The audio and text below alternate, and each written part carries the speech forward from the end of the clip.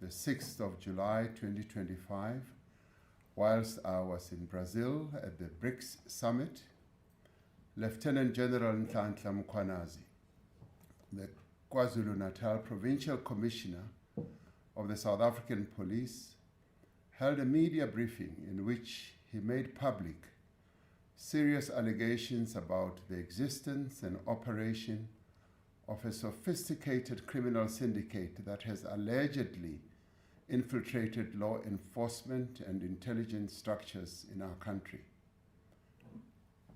Lieutenant Mkhwanazi alleged that the Minister of Police allegedly interfered with sensitive police investigations and colluded with business people, including a murder accused, to disband the political killings task team based in KwaZulu-Natal. Lieutenant General Mkhwanazi also said that a police investigation by the task team that was operating in Gauteng unmasked a syndicate controlled by a drug cartel, which involves politicians, law enforcement officials from the South African Police Service, Metro Police, correctional services, prosecutors, and the judiciary, as well as business people. The allegations made in this media briefing raise serious concern around our Constitution, the rule of law, and national security. These allegations, if proven true, threaten to undermine the confidence of South Africans in the ability of the South African Police Service to protect them and to effectively fight crime and corruption.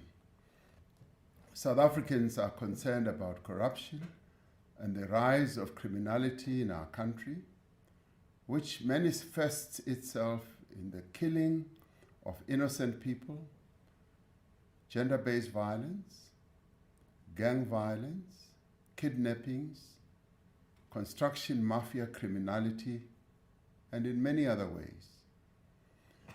As we intensify the fight against crime, it is vital that we safeguard the integrity and credibility of the police and other law enforcement agencies. These allegations, therefore, call for an urgent and comprehensive investigation. To address these allegations and the implications of these allegations, I'm establishing a Judicial Commission of Inquiry that will be chaired by Acting Deputy Chief Justice Mbuyisile Madlanga. Justice Madlanga will be assisted by Advocate Sesi Baloyi, Senior Counsel, and Advocate Sandile Khumalo, Senior Counsel. The Commission will investigate allegations relating to the infiltration of law enforcement, intelligence, and associated institutions within the criminal justice system by criminal syndicates.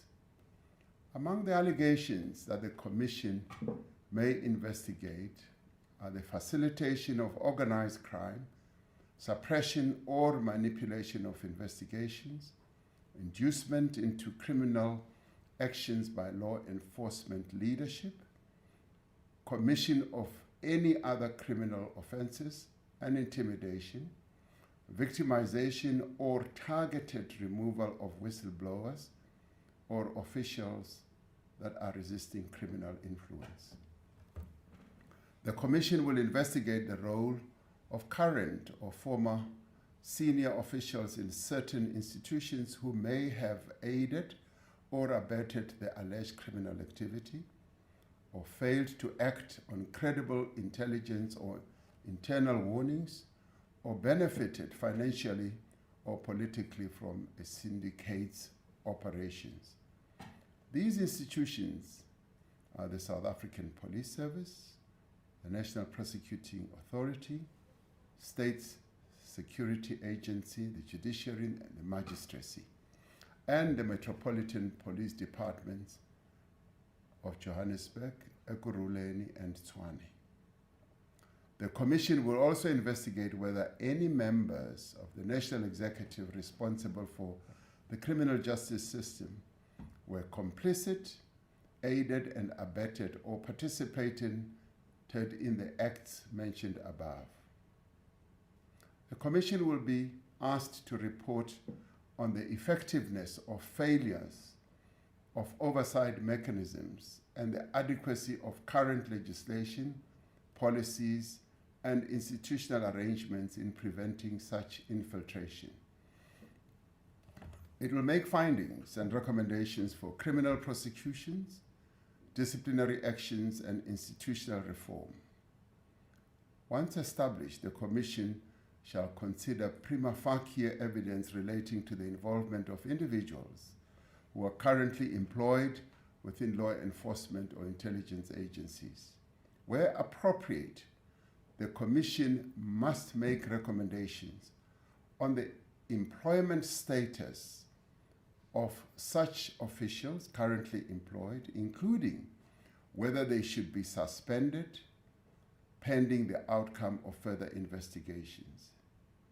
The Commission will have the power to refer matters for immediate investigation and urgent decisions on prosecution, taking into account the nature of the allegations